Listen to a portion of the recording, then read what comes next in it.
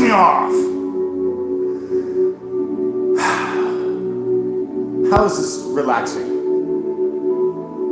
There's no bass. I want to relax and bob my head like a fucking bobblehead. Fucking scooping up a glitter. Jesus Christ. Well, I'm off to a great start with this fucking podcast. What's going on, everybody? Welcome to episode 11. I'm just on my way to a temporary job where I'm just inside the mail room, just doing mail. That's what I'm going on right now. If it's your first time here and or a new Patreon, we're at 9 Patreons right now. Thank you very much for everybody who's became a Patreon member. Who will be number 10? Who will be number 10? Like, we're a growing family, and it's like, I understand it's about building trust with people. You know, I've got some good people here. Shout out to all my Patreon members. First of all, on this podcast, we got my boy Urban. What's going on, my boy? Shout out to my boy Urban. What's good, my man? Hopefully everything's all good. I'm just busy. I did a set on Saturday. Sunday, I was watching Extreme Rules, and then I went to the gym. Actually, I was swimming half the day on Sunday. I'm trying to stay off my feet because of this fucking plantar fasciitis, or whatever the fuck it's called. I gotta stay off of it for a few weeks. So swimming is what I'm doing right now. So that's what I was doing on Sunday. I didn't upload anything to Patreon because you can't videotape in the pool. If I had a cameraman, like maybe like somebody can like videotape me just like doing like somersaults for an hour. It's yeah. So that's what I did Sunday, and then I did a podcast as well for the morning glory. I did one yesterday. I do one every day, I think. The Sideline Study podcast. I'm just all over the place now with new shit. I'm just trying to get myself out there. Yeah, shout out to Cronin. Yeah, I saw you comment, man. Yeah, I've been lazy. I gotta get back to that. Yeah, I can't even fucking remember what I said on the podcast yesterday. Yeah, I think I said like people have been telling me like Joe wanted me to do more content, so that's what I'm fucking doing. But it's just like I can't put out this shitty stuff. You know what I'm saying? It's like I've got 2 microphones upstairs. I just don't have my laptop yet. Yeah, it's like I keep saying it's like my laptop is coming. My laptop is coming. Yeah, it's supposed to be coming, but the person I gave it to keeps fucking putting it off every time I ask them. It's like you guys asking me, this person fucking put it off to the side so many fucking times. It was just, yo, I'm at that point now where this is the name of the title, Angry Coop, where it's like, I'm in a state of mind now that I'm getting out there. I feel like I'm fucking dead inside. This nice guy personality is like, yo, that's me. And then I have to stand up for myself when I feel like, yo, I feel like I'm disrespected a little bit, kind of thing. That's just me, man. You gotta know, I'm a fucking fucked up individual as a comedian. That's what I'm angry so much about. These fucking, I'm getting in fights with other comedians, and I'm not even trying to start fights. We're just fucking starting to argue about comedy. It's like now we're taking comedy so seriously that we're getting in fights because we're fucking talking about it every day, how to properly do sets. It's fucking annoying me. It really is. It's, once again, I went to that fucking rave on Saturday. I did a terrible set because it wasn't the right audience. They wanted to be talked to. Okay, that is not maybe the classes that I took. The classes I took taught me how to do a stand-up comedy routine in a show. That is my mistake, not getting the proper audience and stage time to get comfortable with talking to that audience yet. That is the mistake I think I've made. And on Saturday, I was really mad at myself after I did my set. Everybody went to that show. Everybody had a really good, much better set than me. But they did 20 minutes of just trying to talk to the crowd. It's like fucking doing a podcast, right?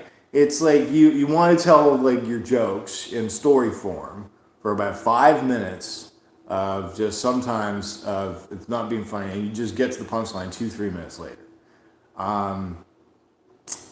That that is not the way that I was taught. I was taught to put punchlines in 10 to 14 second form. Plus, in the last 40 sets I've done, I've only been given 6 minutes, 5 minutes, and 4 minutes. All these other comedians that have money to go and do this stuff, you know, they can actually get more stage time. They can just talk to people for 10, 20 minutes and bomb, but still get better at it. You know, it's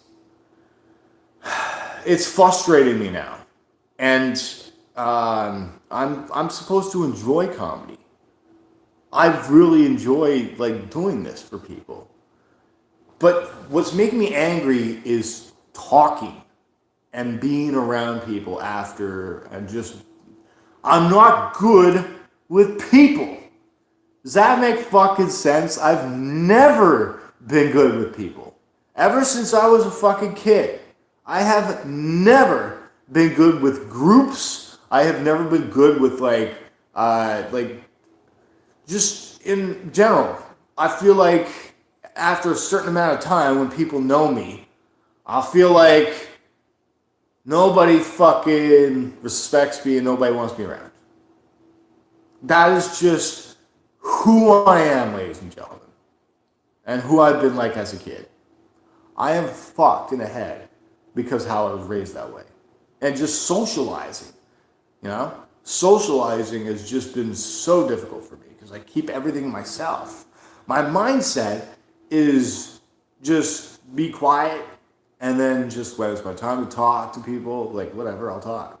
And then just like people get mad at me for not fucking talking enough, or people get angry for not fucking doing enough. It's like I'm at the mindset now where just everybody's fucking angry at me, and it's like it all comes down to money. Okay? You guys on social media and just socializing with people, you know, I've done that for so many fucking years, and I get disrespected because, like, in the end, people know me for too long, and people don't give a shit what I do. So it's like, we'll put it this way, if I can simplify what I'm trying to say. Middle school, I have a couple friends that I still talk to and all the way in Ottawa, Ontario. We don't communicate that often anymore compared to when we were as kids. In fact, when I was socializing with that little group, I felt like the outcast in that group. And that's just how I was raised, I guess. High school, I went to another place. I went to, first of all, a Catholic school. I was a fucking outcast there. I was just like, I was funny in drama class. Yeah, I'm telling you right now, this comedy thing, this industry is made for me. In drama class, me and this guy, we put together a little funny skit that was given to us, and we perfected it out. And they wanted us to perform it on stage, and my fucking father wanted to move. I couldn't perform because my father wanted to move to the East Coast, so my stepmother can be closer to her family. Okay, so yeah, I didn't get to do that. Everybody said goodbye to me, and that was the time where people were starting to get to know who I was, kind of thing. It sucked, and I had to move. And then I went to this new school, another new middle school. I was the outcast there, the fucking outcast there, and fuck, man, it's like I went after that year. I went to grade 9. I was the outcast in that class. It's like, holy fuck. Grade 10, I was still the fucking outcast in all the class. whole fucking class. And then I think it was grade 11. It might have been grade 10. But there was this buddy of mine that stood up for me in class. And finally, because he was one of the first guys that knew me when I went to that middle school where I first moved. And he knew I was a good guy. He knew I'd never caused troubles. And for many years, fucking people just like, yeah, I just keep to myself. I don't care about what people say. I just keep to myself. And finally, this guy fucking spoke up for me. And then that motivated me. Yes, in grade 10, after that moment where he stood up in class, math class, and he's like, yo, Coop's Coop, man. He's like, always been cool. After that class, I came up to him and I was like, yeah, thank you so much, bud. And we shook hands. Yeah, it's like, no problem, man. Just, we've always had respect for each other. That guy. That was a good thing about him, you know. He was like one of the most popular guys, and he always like told jokes in class and that. He was like this fucking football player that was popular with everybody, right? So he was a big deal when he spoke up for me. And then because of that, people changed about like how they thought. I got to do morning announcements. I got to actually like start to speak up. And that was extremely healthy for me. Yeah, I got to speak up. And that is basically how I started getting into broadcasting because of that.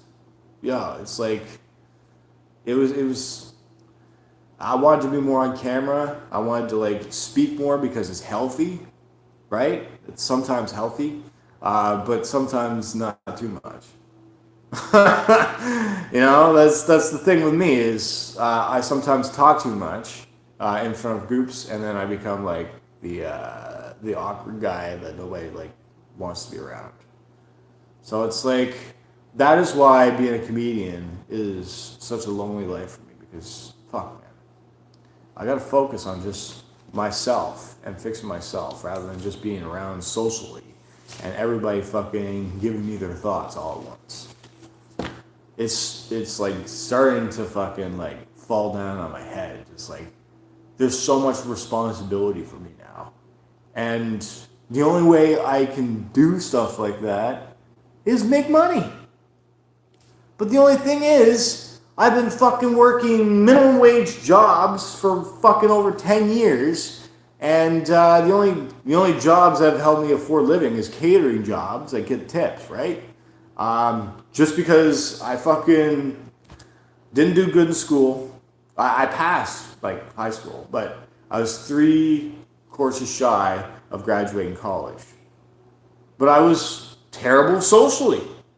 I couldn't get along with groups. Something about people just pissed people off about me. I don't fucking know why. And it fucking pisses me off. Why just being me pisses other people off too. It just, I don't fucking like people. Oh, people fucking piss me off, man.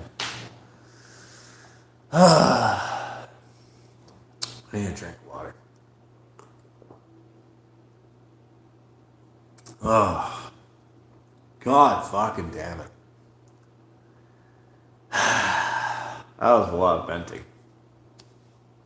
Oh my God, just so much fucking me just letting loose like a fucking cannon on you guys. It's just probably so much. Alright, I'm gonna smoke another bowl downstairs, but yeah, this is kind of why I'm angry right now. It's just socializing. It's just, and people telling me how to fucking do my comedy. Just let me learn. Just let me learn. And yes, I am extremely fucking emotional. I am an emotional human being. Which doesn't make me a bad person. It doesn't make me a fucking Terrell Owens. It doesn't make me a Chad Ochocinco. It just means I'm fucking passionate about something I love doing. I don't want to be those individuals. Like, it's like, there's no way I can be. First of all, they're fucking rich. and they're good at it. Me, I'm like simple and plain. It's like, yo, let me just have a good time and keep it simple. I don't like to tell complicated shit. I don't like going into politics and that. I don't like being educational and trying to teach people things. I just want to have fun talking my stories of explaining, what goes on in my daily life, the problems that I've been through in the past, and putting them in joke form. It's like I'm just trying to use humor as therapy. That's all. And it sucks that sometimes just socializing pisses me off, and just I want to be left alone a lot of the time. Ugh. Anyways, but yeah, dealing with people has always been a problem for me, always. Yeah, I guess that's kind of my thoughts for this podcast today. Just wanted to let loose and just like how fucking angry I am, and just even my roommate here, Brian, he fucking pissed me off because we've been here May, all June, and it's mid-July. This guy hasn't bought anything for the fucking house. This guy has bought a shower rod, and yesterday he bought a fan to himself. He's been fucking. I bought all the fucking cleaning stuff. I bought all the floor cleaning. We got a stove cleaner. We don't even have a fucking vacuum or a plunger. We don't have a fucking plunger. That's another thing I forgot to mention. We don't even have a fucking plunger in this goddamn house yet. And this guy fucking clogged the toilet. This guy is fucking careless. This guy puts a fucking one of those like wipes, bounty sheets, whatever the fuck they're called, glass wipes, and he puts it in the toilet instead of in the garbage, and it clogged the toilet. It fucking clogged the toilet. This guy is fucking careless. He's done no cleaning in this house for a couple months. Like, I've been fucking keeping cobwebs off the fucking walls and shit. And this guy gets paid $30 an hour at his job. I think he does welding in that. So yeah, it's hard work, and I understand that coming back home, it's like, yeah, you don't want to deal with your home responsibilities, but one of your responsibilities of renting in this house is to fucking keep it nice and clean. And this guy is not fucking like helping out with anything. This guy just eats my food. Like he complained about his old roommates, how lazy they were and everything. And then he fucking like does all that shit here. That just pisses me off. Like, holy fuck, man. What's coming down? He hasn't even fucking. But he was complaining about all the fruit flies always around here and that. Well, he doesn't fuck. He never cleaned his dishes until I finally bought $4 dishwasher soap. After 2 months, this guy never fucking wanted to clean dishes, and now he cleans his dishes because he puts them in the dishwasher. But people are fucking spoiled, and this is why I'm starting to go to the gym more. Like I'm thinking about taking like MMA or something like that. I think that would be fucking great for me just to let out my anger on fucking like this football season coming up. I shouldn't drink. I should just smoke, and I should just take MMA lessons and fucking kick the shit out of a fucking punching bag. I also don't want to I don't want to pay to get my ass kicked by an MMA fighter as a sprawler guy. It's like, I'm not paying you thousands of dollars for me getting my ass kicked just for as a training partner. I don't want that. That sucks if that happens. But whatever. Anyways, I gotta head to work. Gotta make some money. We're about 20 minutes into this podcast, so I'm gonna end it there. I want to thank all of you for supporting me on Patreon and thanking me for just going through the stage of like, what the fuck am I supposed to do, man? It's like everybody's fucking asking me for shit, and then people are angry for not me doing enough. It's like, yo, this is why I don't fucking like people. And this is why I keep to myself. That's all. People just piss me off. Alright. So yeah, thank you everybody for supporting me on Patreon. I'll be back here tomorrow for episode 12 of the Morning Glory podcast. This has been awesome. And shout out to everybody. Once again, shout out to all my Patreon members. Urban, Ray, gotta give a shout out to my boy Ray. Indigo, always gotta give a shout out to my favorite and biggest supporter of all time, Indigo. Thank you so much. And then we got, I think there was another $10 pledge thing. Joe. How can I forget Joe? See? A fucking big down in mind. He tuned in yesterday for the thing. I don't know if he tuned in for this whole thing, but hopefully he fucking understands my situation. How fucking pissed off I get. We got Gatekeeper Drew. What's going on, man? Who else? We're $1 pledge members. We got Brian. We got Nigel. Thank you so much, Brian, for the website as always, bud. Appreciate it. And then Kate, our newest, that's 9. I got 9. Kate, thank you so much for everything you've done. You've been there since the very beginning, since I've done this comedy career. It has not been easy. But I've done it in my own way compared to everybody else. That's what's awesome. Thank you very much, everybody, for being part of this podcast. We'll see you tomorrow for the Morning Glory podcast. Too sweet. Peace out.